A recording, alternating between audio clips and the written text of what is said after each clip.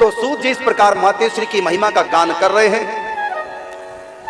वेद व्यास जी एक बार सोच रहे हैं कि मुझको किसकी आराधना करनी चाहिए, मुझको पुत्र चाहिए, संतान चाहिए, शादी में कराना नहीं चाहता, झमेला है गृहस्थ, शादी में कराना नहीं चाहता, मुझको एक ऐसे योग्य संतान चाहिए, किसकी आराधना करूं, विष्णु की करूं, दुर्गा की करूं, शिव की करूं, किसकी आराधना करूं या ब्रह्मा की तपस्या करूं। सोच रहे थे, देवर्षि नारद जी आए। नारद जी ने वेद व्यास जी से कहा कि आप परेशान क्यों हो? कहते हैं पुत्र प्राप्ति के लिए। मैं ये विचार कर रहा हूं कि किसकी आराधना करूं, कौन बड़ा है। यहां देवर्षि नारद जी कहते हैं, एक बार यही प्रश्न मेरे पिताजी के मन में उठा, ब्रह्मा जी के मन में। जो प्रश्न आपके मन में है कि बड़ा कौन है, किसकी आराधना करूं, यही प्रश्न एक बार मेरे पिताजी के मन में उठा। ये बात मुझको मेरे पिता ब्रह्मा ने बताई। ये बात उस समय की जब सब जगह महाप्रलय मची थी, जल ही जल था। विष्णु की नाभि से कमल, कमल से ब्रह्मा जी प्रकट हो चुके थे। उस समय ब्रह्मा जी विचार कर रहे थे कि मैं कौन हूं, किसने मुझको पैदा किया, बिना कारण के कोई कार्य नहीं हो सकता, ये सब जल ही जल किसने पैदा किया। फिर उन्होंने भगवान विष्णु को उस महाप्रलय के समुद्र में देखा, आंखें बंद की, भगवान विष्णु को पहले जगाया, फिर प्रश्न किया, आप किसका ध्यान कर रहे थे? मेरा कारण ये कमल, कमल का कारण है आप, क्या आपका भी कोई कारण है? किसका ध्यान कर रहे थे? तो बताया भगवान विष्णु ने, मैं अपनी शक्ति को याद कर रहा था, अपनी पावर को याद कर रहा था। क्योंकि व्यक्ति काम कुछ भी करेगा पहले अपनी शक्ति की तरफ देखेगा। जैसे आपको कोई भी काम सौंप दिया जाए, आप अपनी शक्ति को देखेंगे कि मैं कर पाऊंगा कि नहीं कर पाऊंगा। जैसे आसन उठा के इधर रखना है, एक तरफ तुम लोग हो, एक तरफ हो, पहले व्यक्ति अपनी शक्ति को देखेगा कि मैं उठा भी सकता हूं कि नहीं। देखा नहीं उठेगा, एक और को बुलाएगा, तू भी आ भाई, दो लगेंगे। दो क्यों लगा रहा? क्योंकि पहले उसने अपनी शक्ति को देखा कि मैं उठा भी पाऊंगा कि नहीं। तो अपनी शक्ति को मैं याद कर रहा था, मैं उसी का ध्यान करता हूं। कुछ भी काम मैं करता हूं पहले उसी का ध्यान करता हूं। हर व्यक्ति अपनी शक्ति को याद करके कुछ काम करता है, अपनी पावर को। लड़ाई भी करता है, पावर को देखकर करता है। बंदर भी देखो, मोटा सा बंदर होगा ना, उसको पता मैं शक्ति वाला, तो घुड़की मारेगा। वो छोटा सा बंदर होगा तो चीं चीं करके भागेगा, क्योंकि छोटे को पता कि मेरे पास शक्ति नहीं है, इसलिए भागा। पहले उसने अपनी शक्ति को देखा कि मैं छोटा हूं, शक्ति कम है, वो भागता है। और मोटा सा बंदर आ जाए तो वो घुड़की क्यों मारता है, क्यों टूट पड़ता है? क्योंकि उसने पहले अपनी शक्ति को याद किया, रे इसको तो मैं पटक दूंगा। हर व्यक्ति अपनी शक्ति को याद करता है। जब देखता है मैं ज्यादा शक्ति वाला तो भीड़ पड़ता, देखता है मैं कमजोर, शक्ति कम तो भाग पड़ता है। यही समझदारी है। तो भगवान विष्णु ने अपनी शक्ति को याद किया। ब्रह्मा जी कहते हैं, आपकी शक्ति कौन है, कैसी है? फिर कहा कि मेरी शक्ति निर्गुण रूप से तो सतत मेरे भीतर विराजमान रहती है। जब मैं चाहता हूं जो कार्य करना, उतनी शक्ति को प्रकट करके काम कर देता हूं। और सगुण रूप में मेरी शक्ति भगवती दुर्गा, जिसके बिना मैं कुछ भी नहीं कर सकता, जिसके बिना मैं शव के समान हूं, वो मेरी शक्ति, मेरी नहीं आपकी भी शक्ति वही है। उस शक्ति के बिना तो कुछ भी नहीं हो सकता। मुझको सृष्टि का पालन करना, तुमको सृजन करना, शिव को संहार करना, हमारी तीनों की तीन शक्तियां हैं। इन शक्तियों के बिना हम कुछ भी नहीं। ये समुद्र भी जो इस समय लहरा रहा है चारों तरफ, ये भी शक्ति इसके पीछे भी। ये प्रलय हुई है, ये भी कोई शक्ति काम कर रही है। सृजन होगा, ये भी शक्ति काम करेगी। कोई भी वस्तु ऐसी नहीं जिसमें कोई पावर ना हो। ये शक्ति सर्वत्र व्याप्त। मैं अपनी शक्ति को याद कर रहा था। तब ब्रह्मा जी ने बताया कि मूल में तो हम त्रिदेवों में सत्व गुण का आश्रय लेने के कारण से विष्णु श्रेष्ठ है, लेकिन विष्णु से भी श्रेष्ठ और त्रिगुणात्मक का शक्ति जिनका आधार है, जो गुणातीत शक्ति, वो भगवती दुर्गा है। क्योंकि हम इस समय देवताओं के रूप में हैं। मैं रजगुण का अधिष्ठान लिया हूं, विष्णु सत्वगुण का, लेकिन भगवती दुर्गा माया के उस पार मणि द्वीप में वो उनका गुणातीत रूप है। और जब तक उनका गुणातीत रूप इस गुणों में नहीं आएगा, उनकी शक्ति रजगुण, तमगुण, सत्वगुण अर्थात महासरस्वती, महालक्ष्मी, महाकाली के रूप में, तब तक हम कुछ भी नहीं कर सकते। इसलिए इन त्रिदेवों के रूप में हमारी जो शक्ति है, पावर है, भगवती दुर्गा है। उसी से सब कार्य हम करते हैं। तो वेद व्यास जी से कहा कि वो शक्ति है, आप उसी की आराधना करो, तब तुम्हारे यहां संतान होगी। और नारद जी आगे बताते शक्ति की महिमा। महाप्रलय के समुद्र में शक्ति की ही प्रेरणा से भगवान विष्णु के कानों की मैल से दो राक्षस पैदा हो गए। एक का नाम मधु, एक का नाम कैटभ है। उनको विष्णु भगवान दिखाई नहीं दिए, सर्वत्र जल ही जल। फिर देखा दूर से एक कमल खिला हुआ है, उस कमल पर कोई बैठा हुआ है। नजदीक गया, अरे ये तो कोई और है। दोनों भाई बोले, अरे कमल से उतर, हम कब से इस महाप्रलय के जल में परेशान हैं, कमल से उतर, हम बैठेंगे इसके ऊपर। ब्रह्मा जी घबराए। ब्रह्मा जी ने कहा, मेरा आसन है, मेरा घर है, तुम्हारा घर है तो हमसे युद्ध कर, जो जीतेगा वही कमल के ऊपर बैठेगा, नहीं तुम भी जा प्रलय में, नहीं तो हमारे हाथ मारे जाओ। ब्रह्मा जी के पास शक्ति तो थी नहीं, ब्रह्मा जी के पास शक्ति नहीं थी। उस समय महासरस्वती, महालक्ष्मी, महाकाली अवतरित नहीं हुई थी। अब ये परेशान हो गए, भागे भगवान विष्णु के पास। ये मधु कैटब मुझको मारना चाहते हैं, मैं समय शक्ति विहीन हूं, आप जगिए। वहां भगवान विष्णु भी शक्तिहीन, क्योंकि महालक्ष्मी का भी उस समय उनकी शक्ति भी अवतार लेकर नहीं आई थी। आंखें बंद के निष्क्रिय ब्रह्म, जगाया तो जगे ही ना, जगे तब जब पावर हो भीतर, शक्ति तो है नहीं। और भगवती शक्ति योग निद्रा बन करके भगवान को शक्तिहीन बनाकर सुलाया हुआ था। भगवान विष्णु जग नहीं रहे, घबरा रहे कि मधु कैटब आ गया तो हमको मार ना दे। भगवान विष्णु को जगाया, दीन बंधु जागिए, कृपा सिंधु जागिए, जागिए कि आप यूं ही सोते रहेंगे, यो भक्तों पे अन्याय ही क्या होते रहेंगे, या आपके होते ही हम यूं ही रोते रहेंगे। दीन बंधु जागिए, कृपा सिंधु जागिए, खूब चिल्लाए, खूब स्तुति की, लेकिन भगवान जगे नहीं। फिर समझ गए जो हमारी शक्ति है, पावर है, उसी पावर का आह्वान करता हूं, शक्ति के बिना कोई जगेगा नहीं। उस शक्ति को याद किया, स्तुति की, तब भगवान विष्णु के अंदर से भगवती दुर्गा प्रकट होकर बाहर आती है। दुर्गा कहती है, मैं योग निद्रा बन करके सुलाया हुआ था, विष्णु को मैंने शक्तिहीन किया हुआ था। तो भगवान विष्णु से भगवती योग निद्रा प्रकट हो गई, अंदर से निकल कर बाहर सिंह वाहिनी। और भगवान विष्णु के आगे, क्योंकि अब ये देवी के रूप में है, ये तमोगुण के रूप में है, और भगवान विष्णु सत्वगुण के देवता है, और भगवती देवी समय निंद्रा के रूप में, तमोगुण निंद्रा का स्वरूप होता है। तो देवी छोटी होने से हाथ जोड़ लिए, है वही परमेश्वरी, लेकिन यहाँ देवी का अवतार लिया। जो अवतार परमात्मा है उसकी शक्ति लेते हैं, उसके अनुसार ये छोटी बड़ी लीलाएं करने लग जाते हैं। तो वही भगवती दुर्गा हाथ जोड़े, सिंह वाहिनी हाथ जोड़े भगवान विष्णु से प्रार्थना कर रही है कि अब मैं आपसे अलग हो गई हूं तमोगुणी शक्ति, अब आप जगिए। तब भगवान विष्णु जग जाते, भगवती देवी उनकी स्तुति करते हाथ जोड़ करके, और आकाश में प्रकट होगी। ब्रह्मा का पीछा करते करते इतने में मधु कैटब आ गए। विष्णु भगवान से कहा, ब्रह्मा जी ने, आप मधु कैटब का वध करो, नहीं तो आगे सृष्टि चल ही नहीं पाएगी। भगवान विष्णु ने युद्ध किया, 5000 वर्षों तक युद्ध चलता रहा, ना ये हारे ना वो हारे। अब आप प्रश्न कर सकते हैं, जब शंकर जी में, ब्रह्मा जी में शक्ति नहीं, जब विष्णु में शक्ति नहीं, तो इनमें शक्ति कहां से आ गई? दोनों में।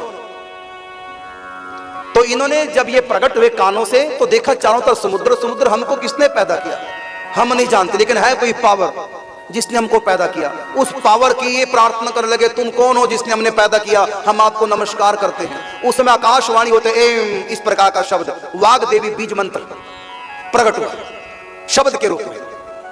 बस वो एम देवी का बीज मंत्र, ओम एम ह्रीम क्लीम चामुंडाई बीजे, जो प्रथम बीज मंत्र है, वो बीज मंत्र शब्द रूप में प्रकट हुआ। बस इन्होंने एम एम इस प्रकार से जप करना प्रारंभ कर दिया। फिर आकाशवाणी होती है, वरदान मांगो, मैं तुम्हारी भावना से बहुत प्रसन्न हूं, तुम्हारी तपस्या से वरदान मांगा, हमको कोई ना मार सके, हम अजर अमर हो जाए। फिर भगवती परमेश्वर ने आकाशवाणी के माध्यम से मधु कैटब को कहा, दोनों राक्षसों को, ये वरदान इस सृष्टि में आज तक किसी को मिला नहीं, ना तुमको मिलेगा, फिर भी मैं तुमको दूंगी, कुछ और मांग लो इस वरदान को छोड़कर। का फिर ऐसा करो, हम अपवाद लगाते हैं, जब तक हम ना चाहें कोई हमको मार ना सके, ऐसा वरदान दो। भगवती ने कहा, मैं ये वरदान दे सकती हूँ। भगवती ने वरदान दिया, जब तक तुम नहीं चाहोगे तुमको कोई मार ही नहीं सकेगा, जब तक तुम नहीं चाहोगे, मैं सदा तुम्हारे भीतर शक्ति के रूप में निवास करूंगी, और तुम्हारी शक्ति जो मैं तुम्हारे भीतर निवास करूंगी, कोई तुमको हरा नहीं पाएगा। तो उनके भीतर भगवती दुर्गा शक्ति के रूप में और वरदान के रूप में उनके पास थी, और ब्रह्मा जी शक्तिहीन, विष्णु शक्तिहीन सोए हुए थे। अब विष्णु भगवान युद्ध करें, 5000 साल लगातार युद्ध चलता रहा, लेकिन विष्णु उनको जीत नहीं पाए, क्योंकि दुर्गा की शक्ति वरदान से उधर थी। अब ये परेशान हो गए, ये क्यों नहीं हार रहे। फिर शक्ति को याद किया विष्णु भगवान ने, हे देवी तुम ही हमारी शक्ति हो, तुम ही निद्रा के रूप में तुमने मुझको शक्तिहीन किया था, और मेरे भीतर से तमोगुणी शक्ति निकल के सत्वगुणी शक्ति, सत्वगुण का संचार आपने किया था। अब आप मेरी शक्ति बन के आए, क्योंकि शक्ति के बिना मैं कुछ नहीं कर सकता। तब भगवती दुर्गा कहती हैं, आप चिंता मत करो, आप इनको इसलिए नहीं मार पा रहे थे क्योंकि इनको वरदान है कि जब तक ये नहीं चाहेंगे कोई इनको मार ही नहीं सकता। और मैं ही इनके भीतर पावर बन के निवास कर रही हूं। तो विष्णु भगवान ने कहा, ये कैसे चाहेंगे? कहा तुम युद्ध प्रारंभ करो, देखो अपने आप ही चाहेंगे, मेरी माया से मोहित होकर के ये अपने आप ही चाहेंगे, देखो मैं क्या खेल करती हूँ, तुम युद्ध करो। अब फिर प्रारंभ युद्ध हुआ, लेकिन फिर भी हारने को तैयार नहीं, ना विष्णु हार रहे ना ये हार रहे, युद्ध लगातार चल रहा है। अंत में भगवान विष्णु इनकी शक्ति पर प्रसन्न होकर कहते हैं, अरे मधुकैटभ दैत्य हो, तुम कुछ भी वरदान मांगो, मैं वरदान देने को तैयार, मांगो क्या चाहिए। आकाश में भगवती दुर्गा प्रत्यक्ष प्रकट होकर युद्ध देख रही है। भगवती दुर्गा ने अपना सुंदर रूप प्रकट किया, कामनी का रूप प्रकट किया, और दुर्गा को देख करके ये दोनों काम विमोहित हो गए, काम के वशीभूत हो गए। तो जो ही काम के वशीभूत हुए, सोचा कि विष्णु हमसे वरदान मांगने को कहता है, यदि हमने वरदान मांग लिया तो ये दाता बन गया, हम भिखारी बड़े हो गए, हम छोटे, और इससे हमारा प्यार हो गया काम दृष्टि से। तो ऐसे पुरुष को, कमजोर पुरुषों को स्त्रियां कभी प्यार नहीं करती, जिसमें खूब पुरुषार्थ उसे से प्यार करती है। तो हम वरदान नहीं मांगेंगे, नहीं तो ये देवी फिर हमसे प्यार नहीं करेगी, काम से मोहित कर दिया। उल्टा कहने लगे, देवी के आगे अपनी प्रेम का लग माने प्यार हो गया, उसके आगे अपना रुतबा दिखाने ने कहा, अरे विष्णु तू क्या भिखारी हमको देगा, हमसे मांग, बोलो क्या मांगना है, जो तू मांगेगा सो हम देंगे, मांग क्या चाहिए। विष्णु भगवान ने कहा, मुझको विश्वास है तुमने मांगने के लिए कहा, तुम श्रेष्ठ दाता तुम दोगे, तो मैं तुमसे ये वरदान मांग रहा हूं कि तुम मरना चाहो, अपनी मौत तुम चाहो, यही वरदान चाहिए। ये घबरा गए, वो देवी भी नहीं मिलेंगे जब मर ही जाएंगे, और यदि हमने कहा हम नहीं देंगे, झूठे कहलाएंगे तो देवी नाराज हो जाएगी। तो सोचा कि हम झूठे भी ना कहलाएं और मरे भी ना, और देवी को प्राप्त कर लें पत्नी के रूप में। तो मधुकैटभ ने एक नया तरीका अपनाया। उस समय कहीं स्थल तो था नहीं, पृथ्वी भी नहीं थी, थल ही थल, तो जल ही जल था। तो कहा ठीक, हमने वरदान दिया, तुम हमको मार दो, हम मर जाएंगे, लेकिन एक शर्त है, तुमने अभी कहा था वरदान मांगो। विष्णु ने कहा था हाँ हम वो वरदान चाहते हैं। विष्णु भगवान ने कहा, मांगो क्या चाहिए जो मैंने कहा था, मैं तो अपने वचन का पक्का, मांगो क्या चाहिए। फिर हमको ऐसी जगह मारना जहां पर जल ना हो, थल ही थल हो, और थल था ही नहीं, सब जगह जल, कि न रहेगा न रहेगा बांस, न बजेगी बांसुरी, ना नोमन तेल होगा, ना राधा नाचेगी, ना थल होगा, ना हम मरेंगे, और हमारा प्यार हमको मिल ही जाएगा। सर्वत्र जल ही जल था। तो कहा जहां जल नहीं थल ही थल हो, ऐसी जगह आप हमको मारना, ये हमको वरदान दो। भगवान विष्णु ने कहा ठीक, हम ऐसी वरदान दे दिया, हम तुमको मारेंगे लेकिन जहां जल नहीं होगा। तो भगवान विष्णु ने अपना इतना बड़ा रूप बना लिया, कई हजार नहीं कई करोड़ योजन लंबा रूप बना लिया, और चौकड़ी मार के बैठ गए। हजारों योजन तक भगवान विष्णु की जंगा ही जंगा दिखाई दे रही, इतना बड़ा रूप बना लिया। भगवान ने कहा, आ जाओ बच्चों, दोनों आ जाओ, यहां मारूंगा। अब दोनों को वचन दिया था, आना पड़ा स्थल में। वो भगवान की एक बार तो वो भी अपना रूप बढ़ाया, विष्णु भगवान दुगना बना लेते, वो राक्षस फिर चौगुना बना लेते, भगवान और से बड़ा बना लेते। अब की बार इतना बड़ा बनाया, उनके पास दुर्गा की जितनी पावर थी वो खत्म होगी, पूरा रूप बना ले, इसके आगे पावर उनके पास ही नहीं। और भगवान विष्णु तो अनंत हैं, तो अनंत भगवान विष्णु इतना बड़ा रूप बनाया। और भगवान ने कहा, आ जाओ, देखो जल हजारों योजन दूरी तक जल नहीं दिखाई दे रहा है, सुरत्र ये थल ही थल है, अब आओ। अब वचन में बंधे थे, मधुकैटभ को आना पड़ा, और दोनों को भगवान ने जंगा पे लटा दिया। उसी समय सुदर्शन चक्र को भगवान ने आज्ञा दी, अब दोनों की गर्दन काट दो। तब दोनों की गर्दन काट, दोनों मृत्यु को प्राप्त हो गए। इस प्रकार भगवान ने इन दोनों को दुर्गा जी की सहायता से मारा। यदि भगवती दुर्गा राज ना बताती तो मरते नहीं। अब भगवान ने हजारों योजन बड़ा रूप बनाया था, हजारों नहीं करोड़ों योजन बड़ा रूप बनाया, इन्होंने भी हजारों योजन बड़ा रूप बना रखा था। इतने बड़े था वो मधुकैटभ, धरती भी छोटी पड़ जाए, इतना बड़ा रूप था, और इससे हजारों गुना बड़ा भगवान विष्णु का। अब ये मर गए, इनका सिर, मेद, मज्जा, चर्बी वही पृथ्वी का रूप धारण कर लेता है, इसलिए पृथ्वी का एक नाम मेद नहीं पड़ा। मधुकैटभ के मेद से प्रकट होने से, मेद का मतलब चर्बी, इतना बड़ा शरीर बना दिया था, तो उसका जो वो था वो पृथ्वी बन गया, धरती बन गया। लेकिन ये धरती नहीं जहां आप बैठे, ये तो इस कल्प की धरती है। ये देवी भागवत पुराण में इस कल्प की एक भी कथा नहीं है, ये पहले कल्पों की कथा। ये मधुकैटभ इस कल्प में नहीं हुए थे, इस सृष्टि में मधुकैटभ नहीं, इस सृष्टि से पहले प्रलय, प्रलय से पहले सृष्टि, उससे पहले प्रलय में ये मधुकैटभ हुए थे, इस बार में। तो ये कथा देवी भागवत पुराण की, देवी ऋषि नारद जी वेद व्यास जी को बता रहे हैं कि भगवती दुर्गा उस कल्प में, उस सृष्टि में, इतना महत्व भगवती दुर्गा का था। ये भगवान की शक्ति है। यदि आप पुत्र चाहते हैं, वो भी बिना शादी किए, बिना पत्नी के पुत्र, अकेला पुरुष, ये तो भगवती दुर्गा ही ऐसा कर सकते हो। शक्ति है परमात्मा की, शक्ति कुछ भी कर सकती है। अघटन घटन पटी ऐसी भगवती योग माया, होने को अनहोनी अनहोनी को होनी भगवान की पावर कर सकती है। तो बिना स्त्री पुरुष के मिले से संतान पैदा हो जाए, आप विवाह करना नहीं चाहते, गृहस्थ के झंझट में पड़ना नहीं चाहते और पुत्र चाहते हैं, तो ये तो भगवती दुर्गा ही संभव कर सकते हैं। तब भगवान की भगवती की आराधना करते हैं, तब इनको वरदान प्राप्त होता है कि तुम्हारे यहाँ पुत्र होगा। उसके बाद वहां से आए तपस्या करके पुत्र प्राप्ति का वरदान लेकर, अब इनको शादी करनी नहीं, पुत्र चाहिए। यज्ञ के लिए अग्नि मंथन कर रहे थे। पहले जमाने में अग्नि मंथन से अग्नि प्रकट करते, उससे ही अग्नि प्रज्वलित करके यज्ञ आहुति देते थे। तो अग्नि का मंथन, ये कह लो एक लकड़ी को, जैसे कुंडी और सोटा होता है कूटने के लिए, दवाइयां जैसे डॉक्टर के पास दवाई रगड़ने के लिए होता है ना, तो एक लकड़ी का नीचे वाला कुंड बना लिया और एक लकड़ी का मथानी की तरह अंडी बना ली और उससे रस्सी डाल के जोर से रगड़ते हैं लगातार। तो लकड़ी में बार बार रगड़ लगने से गर्म हो जाती है, थोड़ी देर बाद अग्नि पैदा हो जाती है, चिंगारी, उसमें रुई डाल करके जगा लेते हैं। आज भी कई जगह अग्नि मंथन से यज्ञ संपन्न होता है, अग्नि मंथन से अग्नि प्रकट की जाती है। डायरेक्ट अग्नि यहाँ नहीं लगाते, जैसे हवन करते हम लोग माचिस से लगा लेते हैं, लेकिन यज्ञ आज भी होते हैं, अग्नि मंथन से अग्नि प्रकट की जाती है। अतिशय रगड़ करे जो कोई अनल प्रकट चंदन ते हुई, चंदन की लकड़ी शीतल जब अग्नि मंथन करते हैं उससे भी अग्नि पैदा हो जाती है।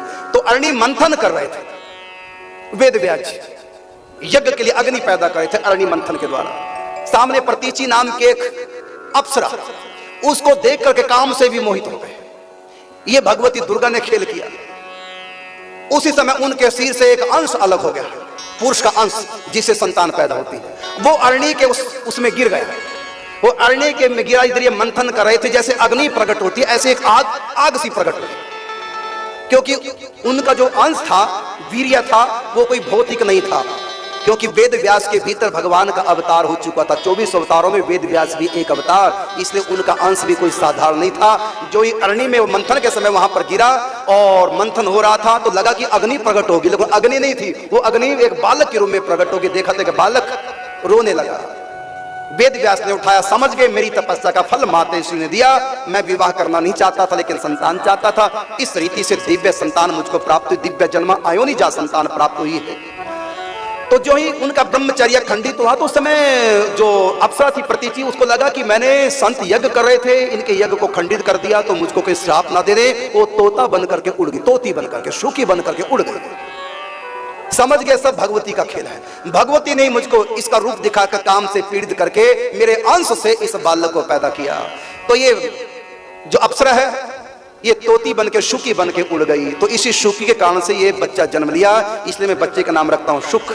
और ये साधारण नहीं है, देव स्वरूप है, परमात्मा का रूप है, इसलिए शुक के साथ नाम लगा रख दिया देव। तो हो गया शुकदेव जी, वही सुखदेव। बताओ कौन से सुखदेव? ये वेद व्यास के पुत्र सुखदेव, जो अग्नि मंथन से प्रकट हुए। इन्होंने भागवत कथा राजा परीक्षित को सुनाई। बोलो, भागवत की कथा किसने सुनाई? सुखदेव जी ने। कौन से सुखदेव? व्यास पुत्र यही थे क्या वो जो अग्नि से प्रकट हुए? ये नहीं थे। क्यों? कि जिन्होंने भागवत कथा सुनाई हो, तो अब की बात है 5000 साल पहले सुखदेव जी का अवतार हुआ है, और वो गर्भ से पैदा हुए। वो सुखदेव जी जो भागवत जी सुनाते हैं, वो गर्भ से पैदा हुए थे। जाबली ऋषि की पुत्री वटिका, वेद व्यास की पत्नी वटिका, उनके गर्भ में 12 साल रहे सुखदेव जी। वो सुखदेव जी, उन्होंने भागवत कथा परीक्षित को सुनाई। लेकिन ये सुखदेव जी कब प्रकट हुए जानते हो? 4 नहीं बल्कि 8 अरब साल पहले। इस सृष्टि, ये जो सृष्टि चल रही है, इससे पहले प्रलय, प्रलय से पहले सृष्टि, उस सृष्टि से पहले प्रलय, ये तब की घटना है। 2 सृष्टि पहले की घटना है। इस सुखदेव जी के बाद तो 2 बार प्रलय आ चुकी है। ये सुखदेव जी प्रकट हुए, तो वेद व्यास जी ये नहीं थे। मैं आपको पहले पूरा रहस्य बताऊं, क्योंकि पूरा रहस्य जाने बिना आप पुराण की कथा नहीं समझ पाएंगे, क्योंकि देवी भागवत में ऐसी सी कथा है। एक मनवंतर में 72 द्वापरयुग होते हैं। हर द्वापरयुग के अंत में वेद व्यास जी का अवतार होता है। हर द्वापरयुग के अंत में वेद व्यास जी का अवतार होता है, और वेद व्यास जी के अंदर स्वयं भगवान प्रकट होते हैं। इसलिए 24 अवतारों में वेद व्यास जी एक अवतार है। पहला, इसी कल्प की बात कर रहा हूं, प्रथम मनवंतर के, इसी मनवंतर के प्रथम वेद व्यास जी कौन बने थे? ब्रह्मा जी बने थे। इसी मनवंतर, क्योंकि 28वां द्वापर युग है, ये 7वें मनवंतर का 28वां द्वापर युग है। एक मनवंतर में 72 चौकड़ी, एक मनवंतर में 72 बार वेद व्यास जी जन्म लेते हैं। एक मनवंतर में 72 बार वेद व्यास जी आते हैं और टोटल 14 मनवंतर है। 72 को 14 से गुना कर दो, बनेंगे 108, लेकिन होते हैं 1008 बनते, लेकिन होते हैं पूरे 1000, क्योंकि पूरी 72 चौकड़ी नहीं होती एक मनवंतर में, 72वीं चल रही होती है और बीच में ही बदल जाती है।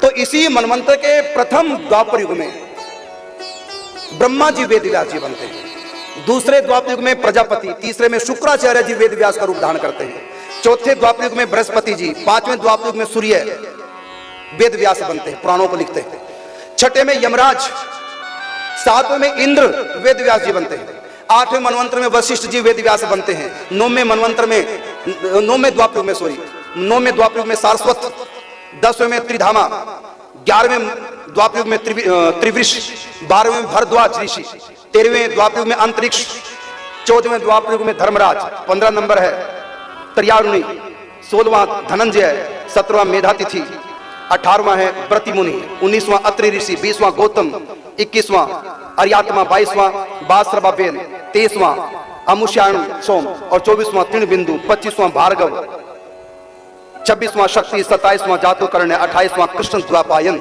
जिसको हम इस समय वेद व्यास कहते हैं। इनका नाम वेद व्यास नहीं है, इनका नाम कृष्ण द्वापायन। वेद व्यास तो गद्दी का नाम है, जैसे प्रधानमंत्री किसी आदमी का नाम नहीं है, गद्दी का नाम है। जो भी व्यक्ति बैठेगा उसी को कहेंगे ये प्रधानमंत्री है। जैसे नरेंद्र मोदी नाम है, प्रधानमंत्री नाम नहीं है, लेकिन फिर भी हम कहेंगे ये प्रधानमंत्री है। प्रधानमंत्री गद्दी का नाम है। इसी प्रकार इंद्र भी देवता का नाम नहीं है, गद्दी का नाम है। उस इंद्री गद्दी पर इस समय पुरंदर नाम का राजा बैठा हुआ है, जिसको हम लोग इंद्र कहते हैं। अगली बार जब स्वर्ग रचा जाएगा तो बलि नाम का राजा, जिनके यहाँ 52 अवतार हुआ था, वो बलि इंद्र बनेंगे। ब्रह्मा भी गद्दी का नाम है। अगली बार ब्रह्मा जी, जब इस ब्रह्मा की आयु पूरी हो जाएगी, अगली बार हनुमान जी ब्रह्मा जी बनेंगे। ये हमारे शास्त्रों में लिखा हुआ है, ये गद्दियां हैं। आप सुन के हैरान होंगे, भागवत में जितने भी पात्र हैं, चरित्र हमारे 18 पुराणों में, ये एक भी इंसान, ये सब गद्दियों के नाम है। जैसे सुखदेव किसी आदमी का नाम नहीं है, गद्दी है। हर बार सुखदेव जी होने कभी कोई सुखदेव जी बनेगा, कभी कोई। रावण भी हर बार होंगे, जब भी राम अवतार लेंगे, कभी रावण कोई बनेगा, कभी कोई बनेगा रावण। रावण एक गद्दी का नाम है। तो पुराण में जितने भी पात्र हैं वो सब गद्दियां हैं, इसलिए हमारे पुराण अनादि कहे गए हैं। तो एक स्टोरी, एक स्क्रिप्ट है, बस उसी के आधार पर सृष्टि रची जाती है। तो ये पुराणिक पात्र हर बार होते हैं, हर बार। जैसे निम्बारकाचार्य जी पुराणिक है, पुराणों में निम्बारकाचार्य जी का नाम है। इसका मतलब हर बार कृष्ण अवतार के बाद निम्बारकाचार्य जी आएंगे। लेकिन करुणदास का नाम पुराणों में नहीं, तो हर बार कलयुग में करुणदास नहीं आएगा। जिनके नाम पुराणों में है वो हर बार आएंगे, उसी समय आएंगे जो पुराणों में लिखा हुआ है। हर बार पूतना होगी, कभी कोई बनेगी, कभी कोई। हर बार दशरथ कौशल्या, कभी कोई बनेगा, कभी कोई। एक बार दशरथ कौशल्या मनु सुतरूपा बने थे, एक बार दशरथ कौशल्या अदिति कश्यप बने थे, एक बार रावण कुंभकर्ण जय विजय विष्णु के पार्षद बने थे, एक बार कुंभकर्ण और रावण शंकर जी के 2 गण बने थे देव ऋषि के श्राप से, एक बार रावण प्रताप भानु नाम का राजा बना था, एक बार रावण वृंदा का पति जलंधर बना था। जब भी 7वें मनवंतर का 28वां त्रेता युग आएगा तो राम अवतार लेंगे, तो कोई ना कोई रावण भी बनेगा, कोई ना कोई कुंभकर्ण बनेगा, कोई ना कोई विभीषण बनेगा। हर बार कोई और बनता, कभी कोई और बनता है, लेकिन विभीषण जरूर होगा। तो पुराणों में ये इंसानों के चरित्र नहीं, ये गद्दियों के चरित्र हैं। इस गद्दी पर ये काम जो बनेगा वो ये काम करेगा।